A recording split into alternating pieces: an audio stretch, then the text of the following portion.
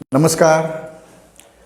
आत्तापर्यंत आपण किल्ल्यांबद्दल संकीर्ण अशी माहिती गोळा केली आणि ती पार्श्वभूमी ठेवून आपण याच्यापुढे दरवेळेला एक किल्ला किंवा अगदी जोड किल्ला असेल तर 2 किल्ले अशी आपण माहिती घेणार आहोत. सुरुवात कुठून करायची हा प्रश्न असतोच. मी सुरुवात करणार आहे ती हरिश्चंद्रगडापासून. साहजिकच तुमच्या मनात प्रश्न आला असेल की हरिश्चंद्रगड कुठे आहे, तो काय काय विशेष काय आहे त्याचं. तर सर्वात त्याचं विशेष म्हणजे तो माझा सर्वात आवडता किल्ला आहे आणि इतिहासामध्ये फारसं काही त्यांनी कुठे कामगिरी बजावली आहे, एखादा खूप ऐतिहासिक महत्त्वाचा प्रसंग घडला आहे असं काही या किल्ल्याबद्दल झालेलं नाही आहे. पण तरीही महाराष्ट्रामध्ये आल्यानंतर एखाद्याने काही 5, 10, 15, 20 काय जे किल्ले बघायचे असतील आणि त्यात त्यांनी हरिश्चंद्रगड पाहिला नाही तर महाराष्ट्रात त्यांनी किल्लेच पाहिले नाहीत असं मी तरी म्हणेन. याचं कारण असं की हरिश्चंद्रगडावर तुम्ही कोणचीही विचारधारा घेऊन जा, ते पुरातत्व असेल, तो इतिहास असेल, लेणी असतील, मंदिर स्थापत्य असेल, तिथला निसर्ग असेल, तिथली साहसं असतील, या सगळ्यांना पोटभर मेजवानी देणारा किल्ला म्हणजे हरिश्चंद्रगड. असा किल्ला या महाराष्ट्र मंडळात दुसरा कुठलाही नाही. असं जे काय 200, 250, 300 किल्ले मी पाहिले असतील ते बघून झाल्यानंतर माझं मत झालेलं आहे. मी खूप वेळा हरिश्चंद्रगडावर गेलो. ज्या वेळेला वर्षावर्षात कोणी येत नसे अशा काळापासून आता काही हजार माणसं एका वेळेला हरिश्चंद्रगडावर आहेत, अशा सगळ्या फेजेसमधनं मी हरिश्चंद्रगड पाहिला आहे. पावसाळ्याच्या तोंडावर पाहिला आहे, पावसाळ्यात पाहिला आहे, हिवाळ्यात पाहिला आहे, भर उन्हाळ्यात रखरखलेला तो सगळा परिसर पाहिला आहे. आणि तरीही माझं मत हरिश्चंद्रगड हा माझा सर्वात आवडता किल्ला आहे असंच आहे. याची कारणं अनेक आहेत. आपण प्राचीन काळापासून सुरुवात करूया. पुरातत्व म्हणजे आर्किओलॉजी. माझे एक मित्र डेक्कन कॉलेजमध्ये ते संशोधक आहेत, शास्त्रज्ञ आहेत. डॉक्टर अशोक मराठे असं त्यांचं नाव. हरिश्चंद्रगडला गेले होते, अर्थात ते त्या पाचनईकडच्या सोप्या वाटेनी वर आले होते आणि अगदी गडमाथ्यावर यायच्या आधी डावीकडे एक अशी निसर्गनिर्मित कपार किंवा घळ आहे. ते अर्थात पुरातत्वशास्त्राचे जाणकार असल्यामुळे ते गड म्हणजे कपारीत गेले आणि त्यांच्या संशोधक नजरेला तिथे एक खजिना सापडला. मायक्रोलिथ्स, मायक्रो म्हणजे छोटी, लिथ म्हणजे दगड, लघु अश्म हत्यारं आदिमानवाची, म्हणजे ज्याला आपण निओलिथिक कालखंड असं म्हणतो, नवाश्मयुग असं म्हणतो. त्या काळातल्या मानवाची वस्ती तिथे होती आणि बऱ्यापैकी मोठ्या संख्येने ती लघु अश्म हत्यारं तिथे सापडली. म्हणजे कदाचित एकतर ती माणसं तिथेच ती हत्यारं तयार करून वापरत असतील किंवा अशी हत्यारं तयार करण्याचा एक कारखाना तिथे असावा, अशा अर्थाचं संशोधन डॉक्टर अशोक मराठ्यांनी केलेलं आहे. हे साधारणपणे 5, 15, 50 हजार वर्षापूर्वीच्या गोष्टी आहेत. याच्या इतकं मागे न जाता आपण थोडं अलीकडे तो सगळा काळ ओढला, कारण आपल्याकडे वेळ कमी आहे, त्यामुळे कमी वेळात हरिश्चंद्रगड अवघड असतं, पण ते करणार आहोत आपण. तर ज्याला आपण पुराण लिहिली गेली म्हणजे साधारणतः गुप्तांचा काळ आहे, 5वं 7वं शतक असा त्याचा आपण काळ ठरवतो. त्या काळामध्ये अनेक पुराणं लिहिली गेली. त्याच्यामध्ये मग स्कंदपुराण असेल, अग्निपुराण असेल, मत्स्यपुराण असेल, तंत्रालोक नावाचा एक ग्रंथ असेल, कृत्यात कल्पतरू म्हणून असेल, पद्मपुराण, असे अनेक प्राचीन ग्रंथांमध्ये हरिश्चंद्रगडाचा उल्लेख आहे. आणि याचे तपशील मी आता सांगत बसलो तर फक्त पुराणातच आपल्याला रमावं लागेल, तेवढा वेळ नाही आपल्याकडे. डॉक्टर राचिम ढेऱ्यांचं एक चक्रपाणी नावाचं पुस्तक आहे. त्याच्यात हरिश्चंद्र नाम पर्वतू अशा शीर्षकाखाली त्यांनी हरिश्चंद्रगडाबद्दल प्राचीन पुराणामध्ये काय लिहिलं आहे, कोणत्या पुराणात कोणत्या श्लोकात नेमकं काय म्हटलं आहे, त्याचा अर्थ काय होतो, हे त्या चक्रपाणीमध्ये अण्णांनी म्हणजे डॉक्टर राचिम ढेऱ्यांनी अत्यंत चांगल्या रीतीने उलगडून दाखवलेलं आहे. ते आपण पाहणं खूप महत्त्वाचं आहे. याच्याबरोबरच आणखीन थोडं आपण अलीकडे आलो, म्हणजे यादव काळ ज्याला आपण म्हणतो, 12व 13व शतक. या काळामध्ये आपल्याला माहिती आहे महाराष्ट्रावर नुकतीच उत्तरेतनं परधर्मी आक्रमणं येत होती. त्यावेळेला ही मंडळी नेमकी कोण आहेत, काय करतात, त्यांचे उद्देश काय आहेत, याची पूर्ण जाणीव कदाचित तिथल्या राज्यकर्त्यांना नव्हती. त्या काळामध्ये म्हणजे रामचंद्र देव ज्या वेळेला देवगिरीचे सम्राट होते, त्यावेळेला महाराष्ट्रामध्ये एक संतांची मांदियाळी तयार झालेली होती. ज्ञानोबा माऊली आणि त्यांच्याबरोबर असणारे वेगवेगळ्या जातीपंथातले अनेक संत मंडळी हे महाराष्ट्रामध्ये संचार करत होती, लोकांमध्ये जागरूकता निर्माण करत होती. या काळात ज्ञानदेवांचे समकालीन चांगदेव, त्यांचेच समकालीन नामदेव, अशी सगळी मंडळी याच्यामध्ये सामील होती. पहिल्यांदा ज्ञानेश्वरांनी समाधी घेतली, मग सोपानदेवांनी त्यांच्या धाकट्या भावांनी समाधी घेतली, मग त्यांची बहीण ही तिच्या अंगावर वीज पडली किंवा ती विजेत विलीन झाली असे एक समजूत आपल्याकडे आहे. ते स्थान नेमकं ब्रह्मगिरी का एदलाबाद म्हणजे सध्याचं मुक्ताईनगर हा भाग थोडा वादाचा आहे, तो सोडून देऊ आपण. आणि त्यांच्या पाठोपाठ या तिन्ही भावंडांचे सर्वात मोठे भाऊ निवृत्तीनाथ यांनीही त्र्यंबकेश्वरला समाधी घेतली. जणू काही या संत मंडळाचं छत्रच नाहीसं झालं. सगळी मंडळी सैरभैर झाली. त्यातले संत नामदेव उत्तरेमध्ये गेले, पंजाब, घुमान. आणि यातले हे जे योगीराज चांगदेव होते ते या हरिश्चंद्रगडावर येऊन राहिले. त्यांची साधना तिथे चालू होती आणि त्यांनी तिथे एक ग्रंथ लिहिला. त्या ग्रंथाचं नाव आहे तत्वसार. अर्थात हा काही माझ्या नित्य वाचनातला ग्रंथ नाही, पण हरिश्चंद्रगडाबद्दल त्यांनी त्यात लिहिलेलं आहे, त्यामुळे त्या ओळी मी तुम्हाला खरंच वाचून दाखवणार आहे. पण त्याच्यात हरिश्चंद्रगडाचं पहिलं फिजिकल वर्णन हे त्याच्यामध्ये आपल्याला दिसतं. हरिश्चंद्रगडावरची जी स्थानविशेष आहेत ती आपल्याला त्यात दिसतात.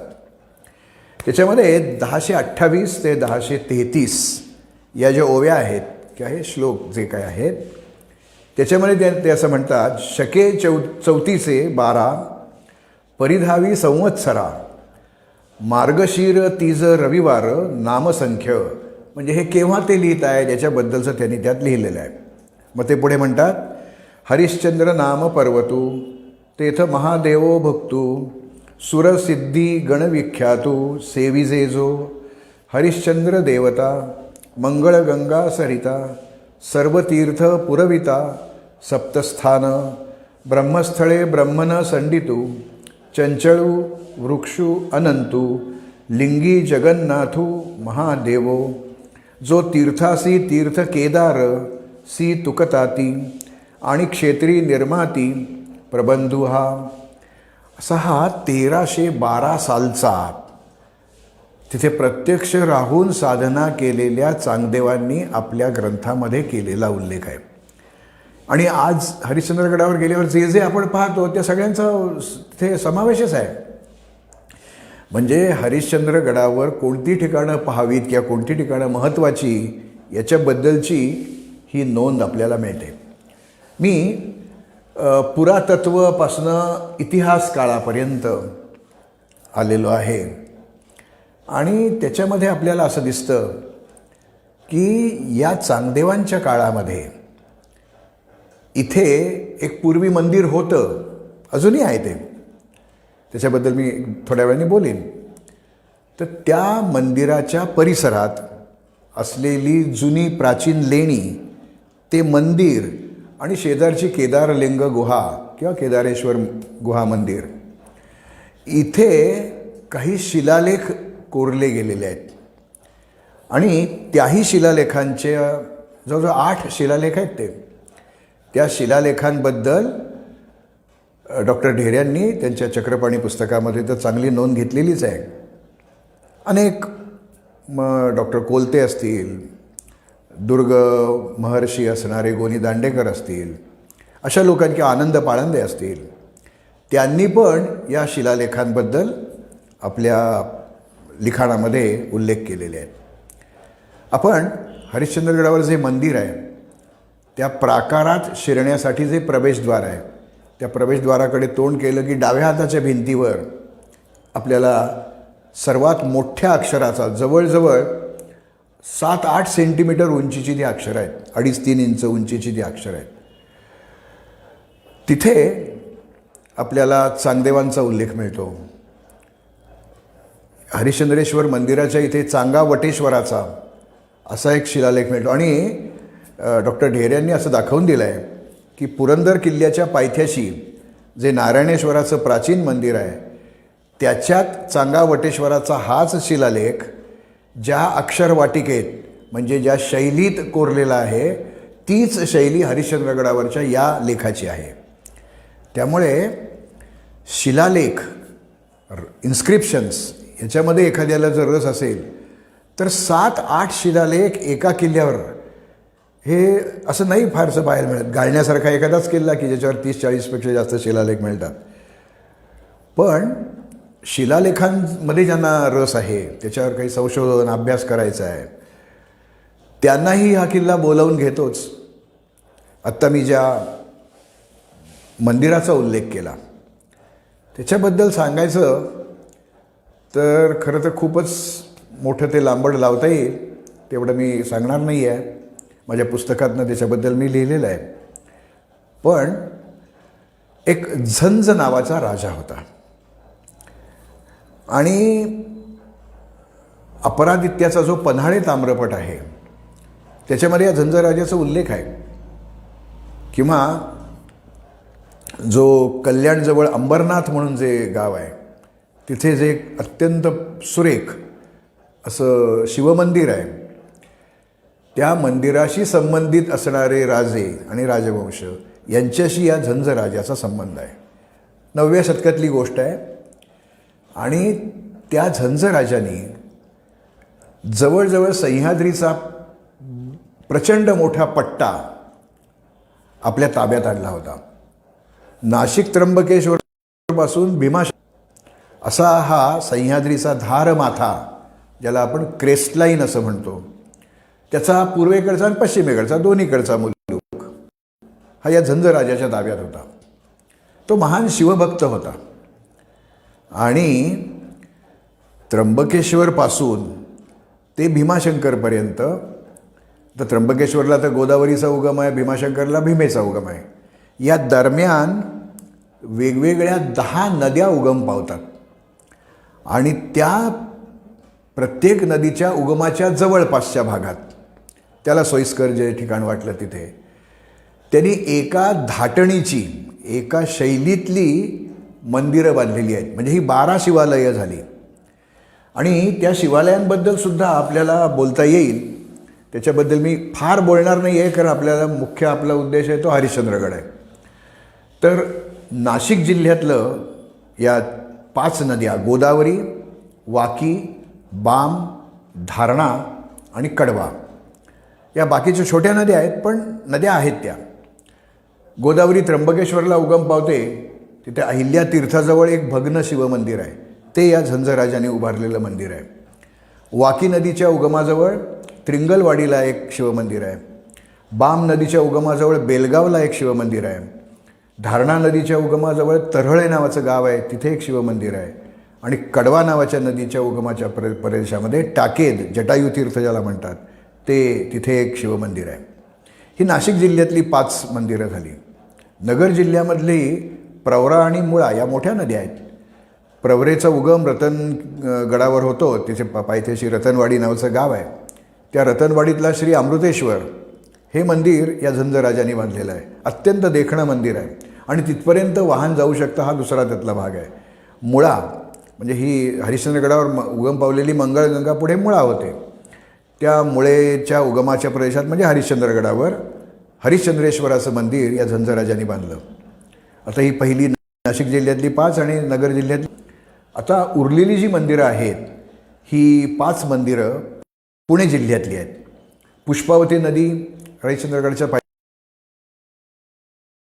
शेरेश्वर गाव, तिथे नागेश्वराचं मंदिर, कुकमाच्या नावाचं गाव आहे, तिथलं कुकडेश्वराचं मंदिर. मीना नावाची नदी उगम पावते ती पारुंड नावाच्या गावामध्ये, तिथे ब्रह्मनाथाचं मंदिर आहे. त्यानंतर घोड नदी, वचपे नावाचं गाव आहे, तिथे सिद्धेश्वराचं मंदिर. आणि भीमा नदीच्या उगमाच्या प्रदेशात पण भवरगिरी किंवा भोरगिरी ज्याला म्हणतात, तिथे असणारं एक शिवमंदिर. म्हणजे 9व्या शतकात उभारलेल्या शिवमंदिराशी हे योगीराज चांगदेव तिथे बसून तपश्चर्या करीत होते, त्यांची साधना करीत होते, ग्रंथ लिहित होते. त्या देवळाच्या मागच्या बाजूला त्याच्याही पेक्षा प्राचीन अशी लेणी आहेत. खरं तर हरिश्चंद्रगडावर लेण्यांचे 2 गट आहेत. हरिश्चंद्रगडाला एकंदर त्या पर्वताला 3 शिखरं आहेत. हरिश्चंद्र म्हणजे बालेकिल्ला असलेला भाग, तारामती सर्वात मोठं शिखर आणि सर्वात उंच शिखर, आणि रोहिदास. या हरिश्चंद्र तारामती रोहिदास ही जी पुराणातली कथा आहे ती सगळ्या अयोध्येच्या परिसरात घडली, पण तीच नावं इथे दिली गेलेली आहेत. तर या तारामती शिखराच्या पोटामध्ये काही लेणी आहेत आणि त्याला गणेश लेणी असं आपण सध्या म्हणतो, कारण बालगणेशाची दिगंबर अवस्थेतली खूप वेगळी मूर्ती ही आपल्याला त्या गणेश लेण्यामध्ये पाहायला मिळते. आणि हरिश्चंद्रेश्वर मंदिराच्या मागच्या बाजूला जी लेणी आहेत त्यात फारशा मूर्ती नाही, मग मूर्ती आहेत पण त्या नंतर आणून ठेवलेल्या आहेत. म्हणजे लेणं कोरता तिथे कोरलेल्या नाही आहेत, पण त्याच्यात थोडंसं पश्चिमेला एक केदारलिंग किंवा केदारेश्वर म्हणून गुहा मंदिर आहे. तिथे जे शिवलिंग आहे तिथेही 2 शिलालेख त्याच्या प्रवेशद्वारावरच आहेत. त्याच्या एका भिंतीवर शिवपूजनाचा एक प्रसंग खोदलेला आहे. तर अशी ही लेण्यांमध्ये ज्यांना रस आहे त्यांनाही हरिश्चंद्रगड आकर्षित करतो. आता समजा आपण हे आपल्याला काही विशेष आपल्या रुचीचे भाग नाही आहेत. इतिहासामध्ये लढाया झाल्या, तिथे काही मोठे किल्ले बांधले गेले, तर त्याच्याबद्दल ऐतिहासिक साधनांमध्ये बरेच उल्लेख मिळतात. पण हरिश्चंद्रगडावर असा इतिहास नाही घडलेला. इतिहासच घडला नाही असं नाही, त्यातली एक घटना मुद्दाम सांगण्याजोगी आहे. ती अशी की कोकणामध्ये देवरुखजवळ साखरपा म्हणून गाव आहे. घाट उतरून गेलं की ते साखरपा गाव लागतं. तिथे एक जोशी नावाचं गरीब कुटुंब होतं. आईवडील गेले, मोठ्या बहिणीचं लग्न नाशिकच्या परिसरात कुठेतरी ती दिली होती, आणि तो एक विष्णू नावाचा छोटासा मुलगा तो त्या गावात एकटा राहत होता. त्याला आपण नाव कमवावं, काहीतरी कर्तबगारी दाखवावी असं वाटलं आणि तो देशावर आला. नाशिकच्या परिसरात बहिणीच्या आश्रयाला आला होता. तिथे तो साधारणपणे युवक किंवा प्रौढ असा व्हायला लागला. आणि त्यावेळेला त्यांनी एक दवंडी ऐकली. ती दवंडी अशी होती की हरिश्चंद्रगड नावाचा एक किल्ला आहे, त्या किल्ल्यावरचा किल्लेदार मरण पावलेला आहे. जे आम्ही सांगू ते मार्ग सोडून अन्य एखाद्या मार्गाने हरिश्चंद्रगडावर जो येऊन दाखवील त्याला हरिश्चंद्रगडाची किल्लेदारी मिळेल. आणि मग या विष्णुपंत जोशांना हरिश्चंद्रगडाची किल्लेदारी मिळाली आणि मग त्यांचं नाव आता विष्णुपंत हरिश्चंद्रगडकर असं झालं. ते मंडळी अजूनही आहेत. पुण्यात काही आहेत, जुन्नरला काही आहेत. आणि हे जे विष्णुपंत हरिश्चंद्र गडकर होते 1818च्या लढाईमध्ये, म्हणजे शेवटच्या ब्रिटिश मराठा युद्धामध्ये हे हरिश्चंद्रगडावरच्या लढाईत मरण पावलेले आहेत. त्यांचे जे वंशज होते त्यांनी तिथे जो विष्णुपंतांचा किल्लेदाराचा वाडा होता तो सगळा सोडवला.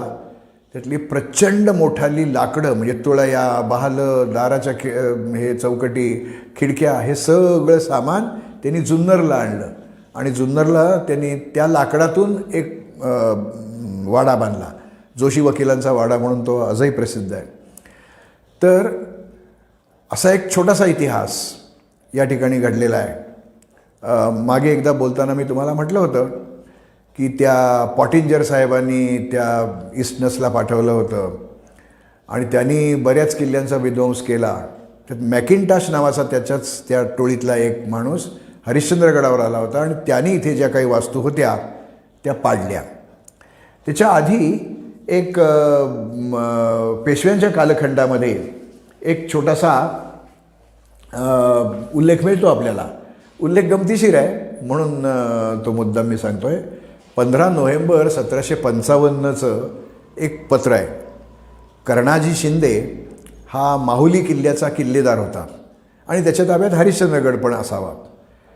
ते वसई युद्धामध्ये त्यांनी थोर कामगिरी केली होती चिमाजी अप्पांच्या नेतृत्वाखाली. त्यांनी चिमाजी अप्पांना एक पत्र पाठवलेलं दिसतंय. ते पत्र उपलब्ध आहे. त्यात ते असं म्हणतात की किल्ले हरिश्चंद्रास गढीचा तट कोसळला आहे, म्हणजे काहीतरी भिंत पडली आहे, त्यास दगड जवळ मिळत नाही. याकरिता पाण्याचे टाके आहे, तेच फोडून दगड काढून तटास लावले म्हणजे तट मुस्तैद होईल. हरिश्चंद्रगडाच्या बालेकिल्ल्यावर जर कधी कोणी आपण गेलो तर तिथे एक फुटकं टाकं दिसतं. ते या पत्राची साक्ष आहे असं मी म्हणेन. म्हणजे इतिहासातल्या छोट्या मोठ्या घटना तिथे घडत असतात. आता या हरिश्चंद्रगडावर गेल्यावर काय पाहावं, तर आता मी त्या पत्राचा उल्लेख सांगितला, ते टाकं सांगितलं, म्हणजे इतिहासाचा साक्षीदार तिथे आपल्याला बघायला मिळतो. याच्याशिवाय तिथे निसर्ग गेल्या कैक शतकांमध्ये हरिश्चंद्रगडावर फारसा वावर नव्हता लोकांचा. आजूबाजूच्या परिसरातली मंडळी श्रावणातल्या सोमवारी किंवा महाशिवरात्रीला तिथे जत्रा म्हणून येतात, कारण हरिश्चंद्रेश्वर हा त्या रावळाचा देव आहे. तेच दिवस सोडले तर गडावर काही फारसं कोणी जात नसे. अगदी आत्तापर्यंत 1980-90 सालापर्यंत फारसं कोणी जात नसे. आमच्यासारखेच काही उन्हाळ मंडळी जायची त्यावेळेला तिथे. त्यावेळेला जास्त समृद्ध निसर्ग दिसत होता.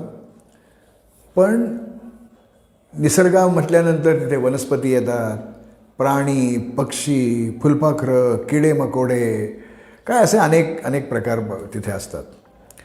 आपल्याला जर यातल्या एखाद्या क्षेत्राची गोडी असेल तर हरिश्चंद्रगडाचा हरिश्चंद्रेश्वराचं मंदिर आणि कोकणकडा हे 2 भाग सोडून आपण उरलेल्या भागात जर त्या जंगलात भटकलो तर आपल्याला खूप नवीन गोष्टी तिथे बघायला मिळतात.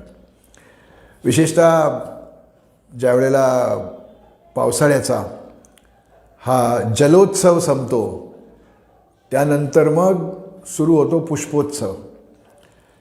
तर पांढरी, गुलाबी, निळी, जांभळी, पांढरी अशी कैक आकार प्रकाराची फुलं तिथे बघायला मिळतात.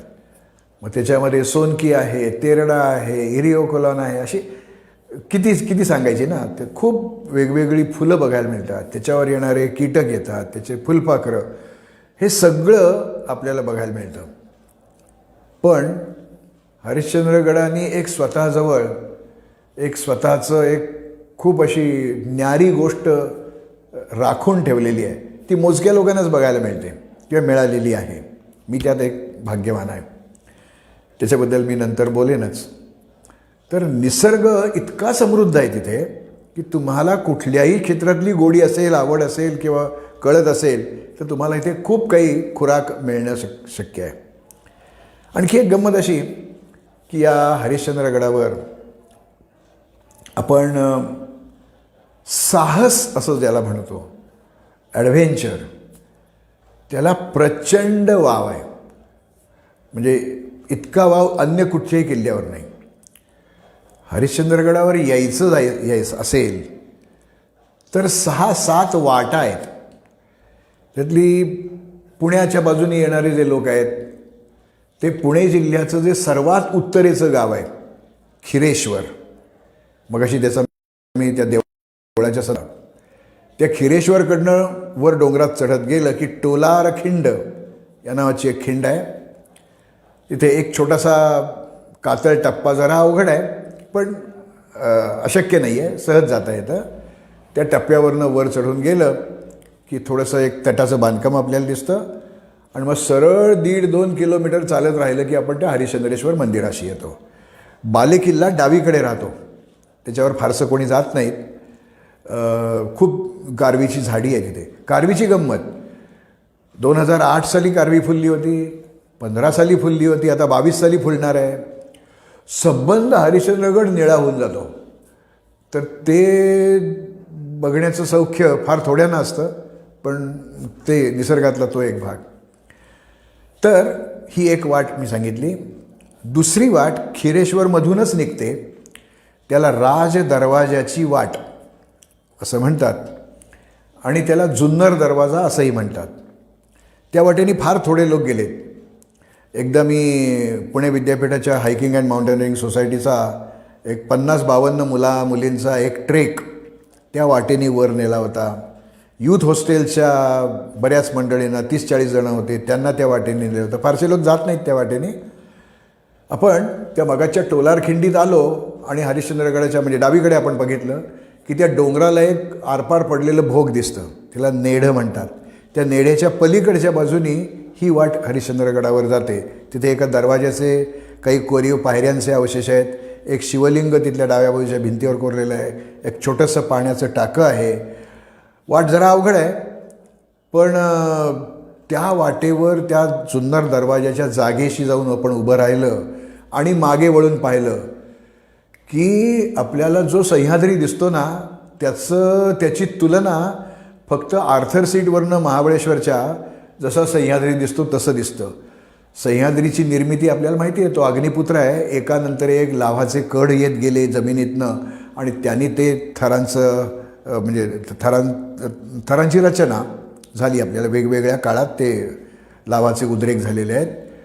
तसे जवळजवळ 12-15 थर आपल्याला दिसतात आणि 2 थरांच्या मध्ये जी भाजली गेलेली माती होती ना तिथे नेमकी कारवी किंवा अशी काही झाडं उगवलेली असतात. विशेषतः आता पाऊस संपल्यावर जर आपण गेलं तर हिरवी झाडं छान दिसतात. म्हणजे एक कातळ टप्पा, एक हिरवा पट्टा, परत कातळ टप्पा, परत हिरवा पट्टा, असं 12-15 आपल्याला ते दिसतात.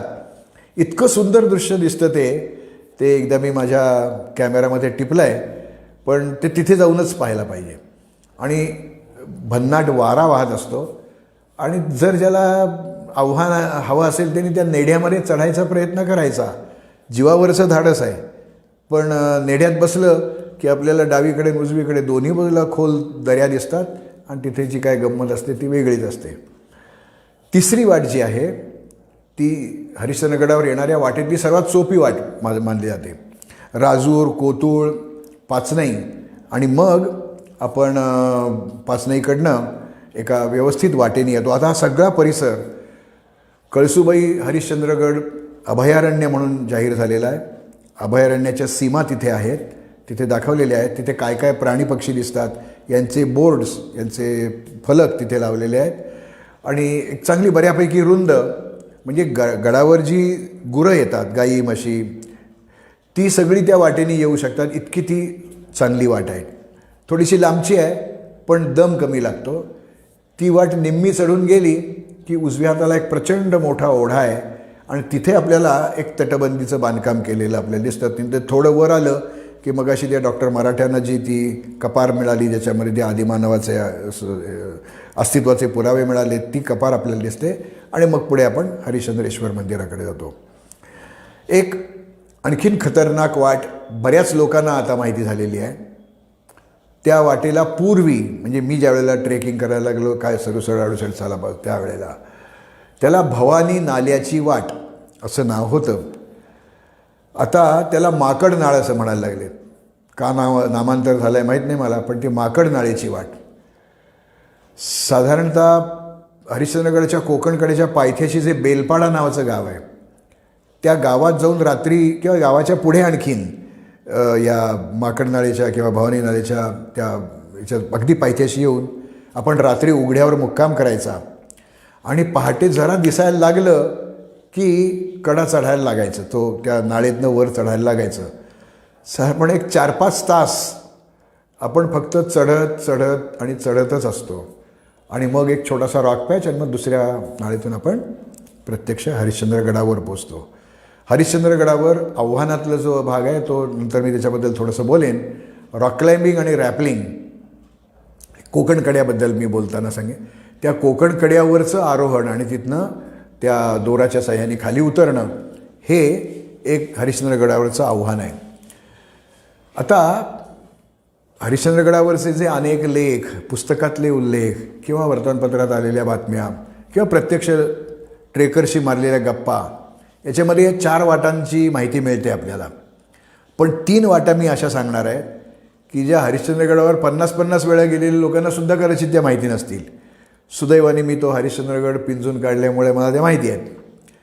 एक वाट आहे, ती वाट त्याचे मी जेव्हा माझ्या मित्रमंडळीत फोटो दाखवले त्यावेळेला ते म्हणाले हे हरिश्चंद्रगड नाही आहे, इतकं माहिती नसलेलं ते प्रकरण आहे. राज दरवाजाची वाट या नावाची एक वाट आहे. तिथे दरवाजा आहे, दरवाजाची कमान आहे, बुरुज आहेत, थोडे ढासळले, तटबंदी आहे. म्हणजे किल्लेपणाचं हरिश्चंद्रगडावरचं एक बालेकिल्ला आणि हे राज दरवाजा, या 2 ठिकाणी किल्लेपणाचं दर्शन होतं. मोठाली टाकी आहेत वाटेवर तर त्या भागात खाली तळवटीत कोहणं, कोथळं, लव्हाळं अशी ती गावं आहेत. त्या गावातनं वाटा वर येतात.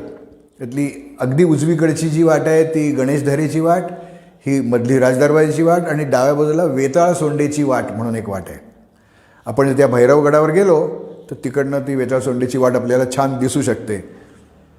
हरिश्चंद्रगडच्या जवळ महाराष्ट्रात भैरवगड 4-5 आहेत, त्यामुळे शेरपुंजाचा काय ते अनेक भैरवगड आहेत, मोरोशीचा एक आहे. पण हा हरिश्चंद्रगडाजवळचा जो भैरवगड आहे तिथनं आपल्यालाही वेताळ सोंडेची वाट ही छान दिसते. या वाटांबद्दल कोणी काही लिहिलं नाही, कारण कोणी फारसं गेलंच नाही त्या वाटांनी. तर या सगळ्या वाटांनी वर येणं हाही एक घेण्याजोगा अनुभव असतो.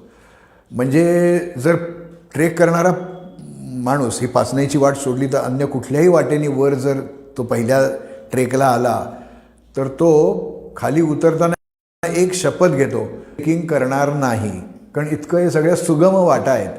त्यामुळे असो तर ट्रेकिंग याला साहस म्हणायचं का नाही काय, तो भाग ज्याचा त्याचा बघण्याचा दृष्टिकोन असेल. पण या प्रत्येक वाटेचं सौंदर्य वेगळं आहे, प्रत्येक वाटेवरची रानभूल वेगळी आहे आणि येणारे अनुभवही वेगळे आहेत. हरिश्चंद्रगडावर आल्यानंतर सगळे हरिश्चंद्रगड म्हणजे ते हरिश्चंद्रेश्वर मंदिर हेच त्यांना सगळ्यांना किल्ला वाटतो. तर ते त्या माचीवरचा एक भाग आहे त्या प्राचीन झंझराजाच्या मंदिराच्या इथे. तिथे देवळाच्या समोर बरोबर त्या प्राकारात शिरायच्या आधी तिथे एक आत्ता ज्याला आपण कॉजवे असं म्हणतो असा कॉजवे बांधलेला आहे. त्याच्यावर बसायला बाकं आहेत, अर्धासन कक्षासन ज्याला म्हणतात तशी ती बाकं आहेत तिथे. तिथनं ते शिलालेख आपल्याला व्यवस्थित दिसू शकतात. तिथे एक कीर्तिमुखाचं शिल्प आहे, खूप देखणं शिल्प आहे ते. कीर्तिमुखानंतर बद्दल केव्हा तरी नंतर आपण बोलू. तर त्या कॉजवेच्या खालच्या भागात पण 2 गुहा आहेत, तिथेही कोणी जात नाही फारसं तिथे. तर ते मंगळगंगेचा तो प्रवाह आहे आणि मंगळगंगेचा प्रवाह त्या कॉजवे खालून म्हणजे त्या प्रवाहावर हा कॉजवे बांधल्यामुळे मंदिराच्या प्राकारात जाणं आपल्याला सोयीस्कर ठरतं. तिथून आपण तो प्रवाह ज्या दिशेला वाहतो त्या बाजूला गेलं की ते केदारेश्वर केदारलिंगाची गुहा आहे. या कॉजवेवर उभं राहिलं मंदिराकडे तोंड करून की मागच्या बाजूला एक प्रचंड मोठा जलाशय आहे, हौद आहे. टाकं म्हणणं अपमान होईल त्याचा. प्रचंड मोठा हौद आहे आणि त्याच्या उत्तर कोनाड्यामध्ये उत्तरेच्या बाजूला कोनाडे आहेत. 12-14 कोनाडे आहेत आणि एकेकाळी त्या प्रत्येक कोनाड्यात एक एक मूर्ती होती. त्यातल्या काही विष्णूच्या मूर्ती होत्या. तर खूप मोठा गोड्या पाण्याचा साठा, अर्थात त्यातलं पाणी कोणी प्यायला जात नाही, कारण त्या हरिश्चंद्रेश्वर मंदिराच्या जवळ जी पाण्याची टाकी आहे त्यात अत्यंत सुमधूर आणि गार पाणी मिळतं. तिथे गेल्यावर ते पाणी प्यायलं की सगळीकडे उत्साह आपल्याला दाटून येतो. तर मध्यंतरी काही दुर्ग संवर्धकांनी मे महिन्याच्या अखेरीला तिथे जाऊन ते सगळं पाणी उपसून बाहेर काढलं, पंप लावून बाहेर काढलं. खूप मोठ्या प्रमाणात गाळ आणि तिथे जाणाऱ्या लोकांनी टाकलेल्या नको त्या वस्तू, त्यात प्लास्टिकच्या बाटल्या होत्या, काय काय बरेच गोष्टी होत्या, ते सगळं त्यांनी काढून स्वच्छ केलं. म्हणजे दुर्ग संवर्धनासाठी जर एखाद्याला गडावर जायचं असेल तर त्यालाही हरिश्चंद्रगडावर वाव आहे आणि हा वाव वाढत चाललेला आहे. कारण जाणारी मंडळी घाण करतात आणि ती उचलून आणत नाहीत आपली आपली. त्यामुळे दुर्ग संवर्धनाच्या दृष्टीने ज्याला जायचं असेल त्याने तिथे जावं. 1960च्या आसपास या हरिश्चंद्रेश्वर मंदिरात जी गुहा आहे मंदिराच्या मागच्या बाजूला, त्याला एक खाली तळघर आहे आणि त्या तळघरात तो एक साधक, गोपालनाथ पीर प्यारेनाथ असं त्याचं नाव, तो तिथे साधना करत बसायचा. आणि काय दरवर्षी तो आपली ती महाशिवरात्रीला जत्रा पाहतो. या टाक्यातल्या पाण्याची झुंबड उठते आणि एवढं मोठं पाणी समोर असून त्यातलं पाणी पिता येत नाही, कारण ते शेवाळलेलं असतं, चिखल असतो. ते या साधूबुवांना काय स्फूर्ती मिळाली माहीत नाही, त्यांनी एक घमेलं, एक फावड्यासारखं काहीतरी आणि एक बादली असं घेऊन एकट्याने ते पाणी उपसून काढायला सुरुवात केली. खूप पाणी, आता एकटा माणूस किती करणार, पण ते रोज थोडं थोडं करून शेवटी चिखल सुरू झाला. आणि त्या चिखलात त्याला सिमेंटच्या पोत्याच्या आकाराची 2 पोती भरतील एवढी चांदीची नाणी सापडली. त्या माणसाने ती नाणी तो घेऊन खाली पाचनेकडे गेला आणि देवाला चांदीचा मुखवटा करतो म्हणून तो गेला, तो अदृश्यच झाला. तर ती जर नाणीतली एक पसाभर जरी सापडली असती तरी ती कोणत्या काळातली आहेत. मग मला स्वतःला सातवाहन काळातलं एक नाणं हरिश्चंद्रगडावर आढळलेलं आहे.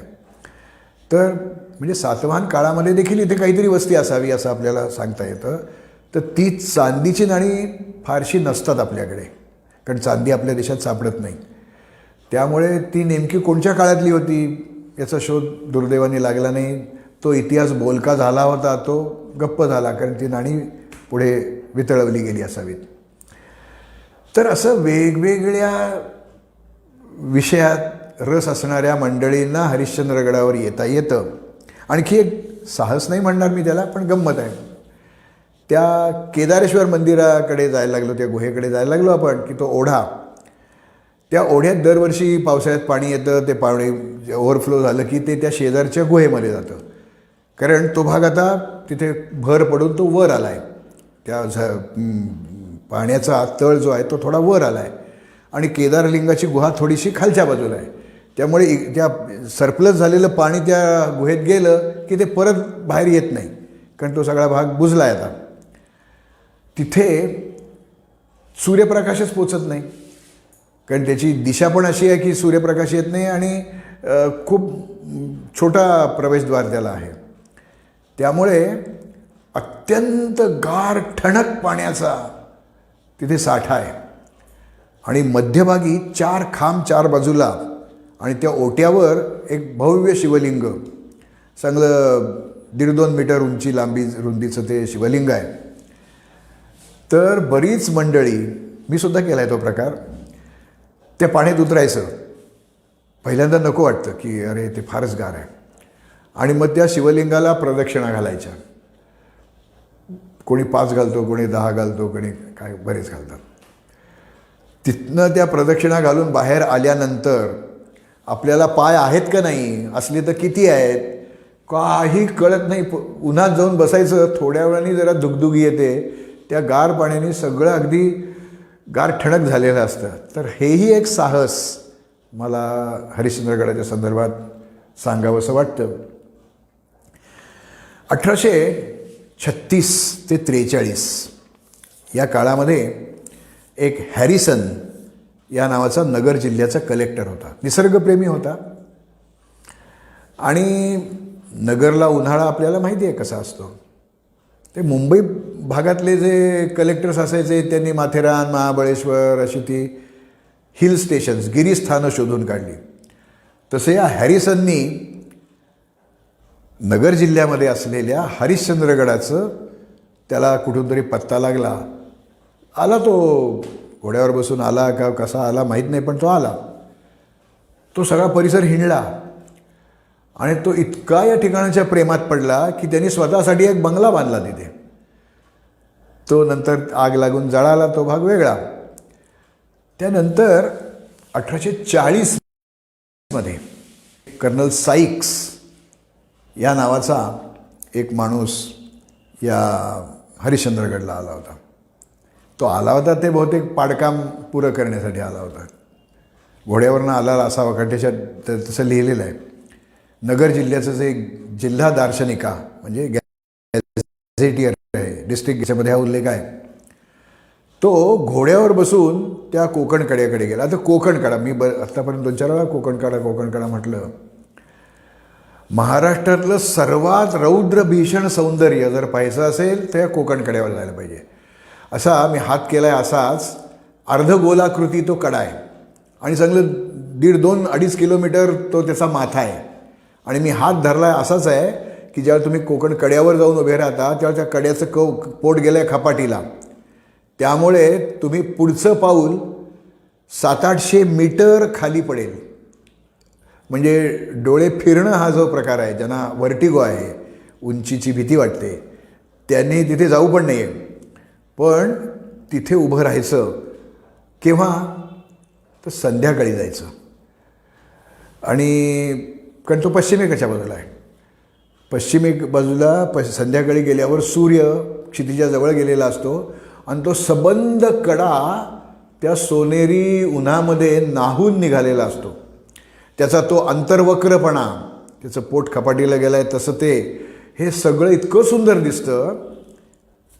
त्यात एक आणखीन आपण गंमत करू शकतो. आपल्याकडे जर पाण्याची बाटली असेल तर ती पाण्याची बाटली ते कड्यावर उभे राहून ओतायची.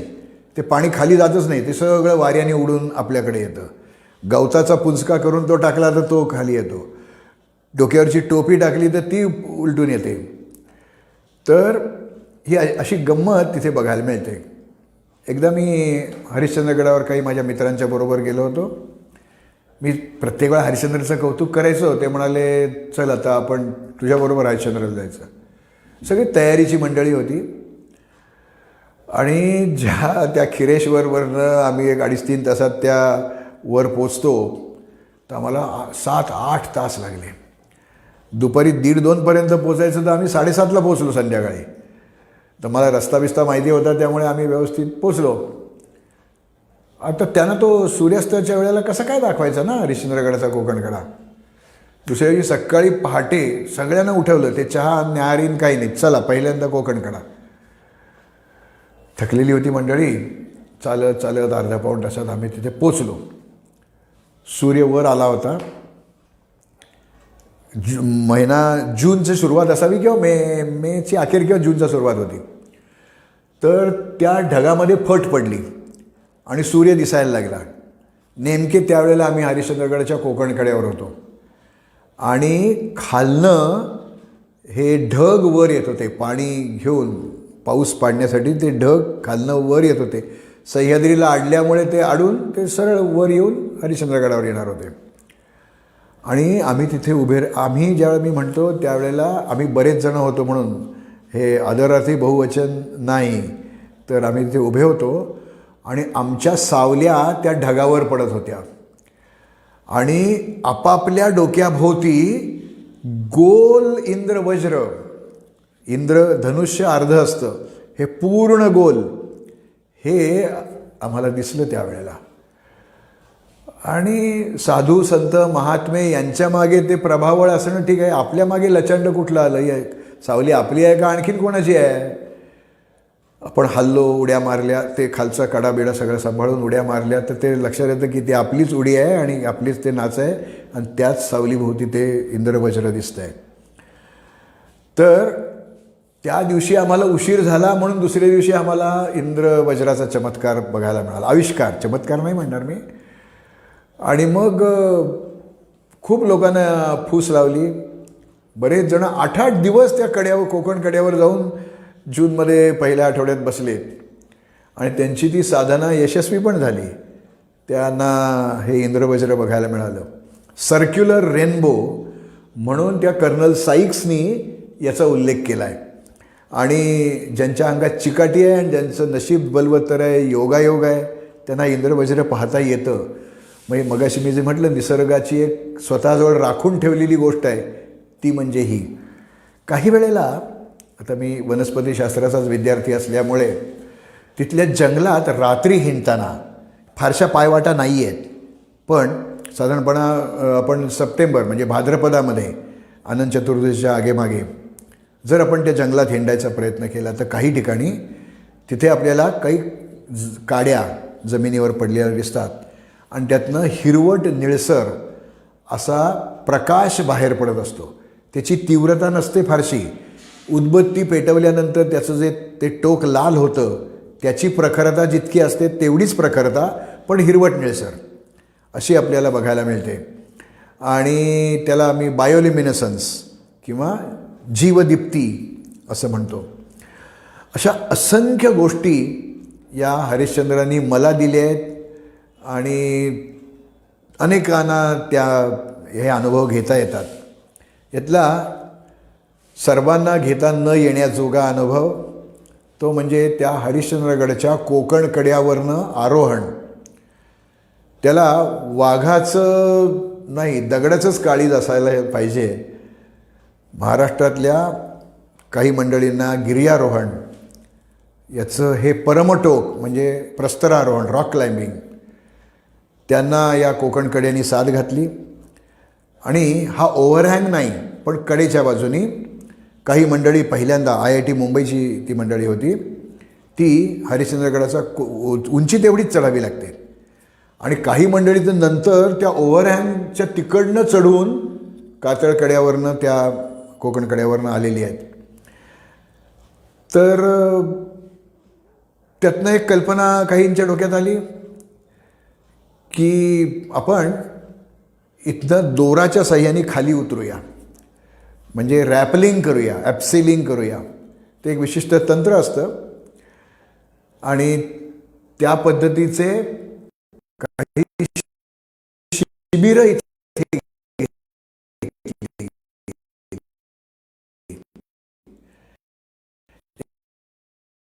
ते शिबिर एक एक उतरत होती कोसळ ते मंडळींनी कोकण कड्यावरनं उडी मारून जीव पण दिला आहे. आणि एक अत्यंत नामवंत गिर्यारोहक अरुण सावंत यांचा त्या कोकण कड्याच्या खालच्या ट्रॅव्हर्सवर मृत्यू. तर पण बाकीची साहस ही हात राखून जर ही हेलली तर आपल्याला एक थरारक अनुभव या हरिश्चंद्रगडावर मिळतो.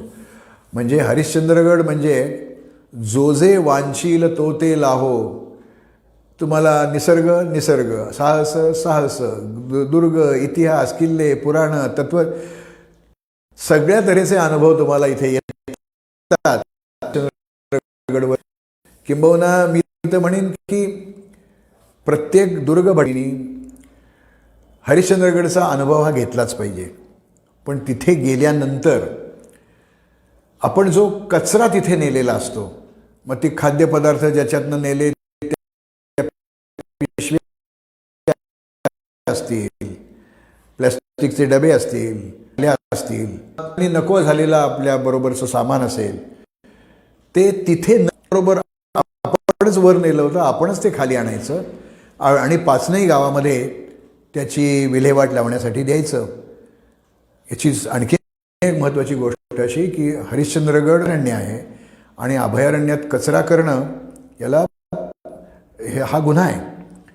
तो गुन्हा असो नसो, आपण कचरा न करणं, खडू, कोळसा, विटकर, ते तैल रंग यांनी आपली नावं गिचमिड्या याच्या अक्षरात तिथे रंगवणं, हे प्रकार करू नयेत. हरिश्चंद्रगड आपला आहे. आपल्या पुढच्या पिढ्यांसाठी तो नीट राखायचा असेल तर ही काळजी घ्यायला पाहिजे. नाही तर मग हरिश्चंद्रगडाच्या इतक्या उंचीचा कचऱ्याचा ढीग त्याच्या शेजारी तयार होईल, ते होऊ नये. हरिश्चंद्रगडचं पुराण ती आहे मोह, तो म्हणजे खिरेश्वर मंदिराचा केला. तसं त्या खिरेश्वर गावामध्ये नागेश्वराचं एक मंदिर आहे. आणि अगदी त्या मंदिराच्या जवळपर्यंत वाहन, पावसाळ्यात जरा अडचण होते कारण चिखल असतो तिथे. पाऊस संपून 1 महिना 2 महिने झाले की आपण तिथपर्यंत आपल्या वाहनातून जाऊ शकतो. तोही अनुभव एक त्या खुबीपर्यंत येण्याचा अनुभव, तोही एक गमतीशीर अनुभव आहे. ते जे छोटंसं नागेश्वर मंदिर दिसतं, इथे कशाला आपण आलो असं वाटावं इतकं ते सामान्य मंदिर आहे. ते झंझराजांनी बांधलेलं 9व्या शतकातलं मंदिर. इतर मंदिरात फारसं न बघायला मिळणारी एक गंमत. त्या प्राचीन मंदिर आहे, मोठं असावं. आत्ता गाभारा आणि त्याच्या समोरचा सभामंडप, एवढ्या 2च गोष्टी तिथे आहेत आत्ता सध्या शिल्लक. कदाचित हा सभामंडप नसेल, ते अंतराळ असेल आणि सभामंडप त्याच्या पुढे असेल, पण आज त्याला सभामंडप आपण म्हणतो. त्या सभामंडपात उभे राहून गाभाऱ्याकडे पाहिलं की गाभाऱ्याच्या वरच्या भागात, म्हणजे गणेशपट्टीच्या वरच्या भागात 1.5 मीटर उंचीची एक दगडी स्लॅब म्हणू आपण अशी आहे. आणि त्याच्यावर शेषशाही विष्णूचं एक अत्यंत सुंदर शिल्प कोरलेलं आहे.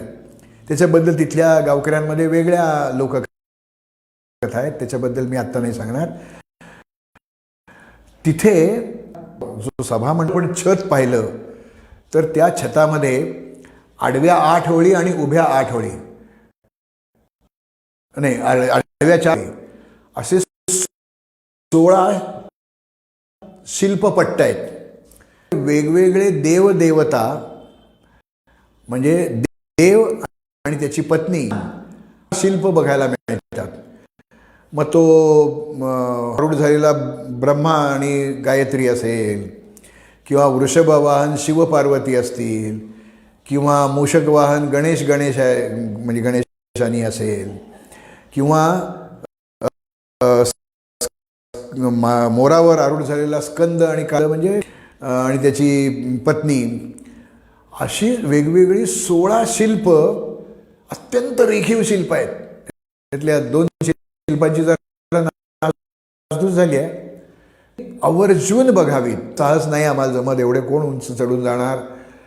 तर खिरेश्वरला येऊन एवढं तरी पाहून, तिथून मध्ये खिरेश्वरचं वरचं नेढं, तो कोकण म्हणजे जुन्नर दरवाजा, हे सगळं आपल्याला दिसू शकतं. आणि त्या खुबीवरनं खिरेश्वरला येईपर्यंतच्या वाटेत डाव्या बाजूला आपल्याला तो भैरवगडाचा सुळकाच्या सुळका सारंग आपल्याला, आणि परिसरात म्हणजे खुबी खिरेश्वर या परिसरात माळशेज घाटाच्या जवळचा भाग, तिथे आता हिवाळा सुरू होईल. आता तिथे फ्लेमिंगोज यायला लागतात.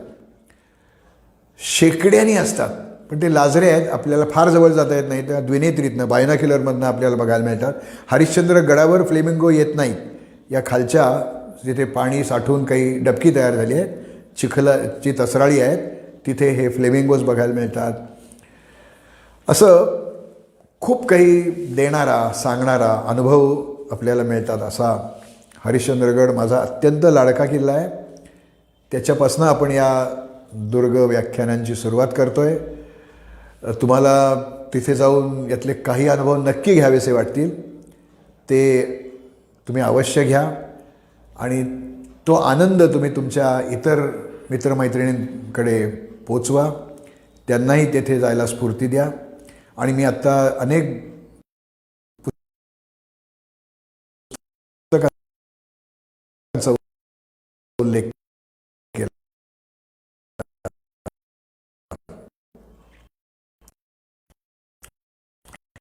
माझंच एक शिवनेरी नाणेगाड हरिश्चंद्रगड अशा पुस्तकांमधनं तुम्हाला याची माहिती मिळेल, अनेक लेखातनं तुम्हाला माहिती मिळेल. तुम्ही पण त्या किल्ल्याबद्दल लिहा, म्हणजे वाटेल. तुळकडनं जर आलात तर त्या राजूरला पेढे मिळतात, फक्त 10 देतात, त्यापेक्षा थोडं जास्त. 100 ग्रॅमचा एक पेढा आणि सगळं नसते तर त्याची चव त्याला मिळेल. पेढे भाज्या वर च्या जातीतलं झाड आहे ते. त्या रानभाजी तिथे करून आम्ही खाल्लेली आहे, मत आहे. आणि पुढच्या व्याख्यानात आपण परत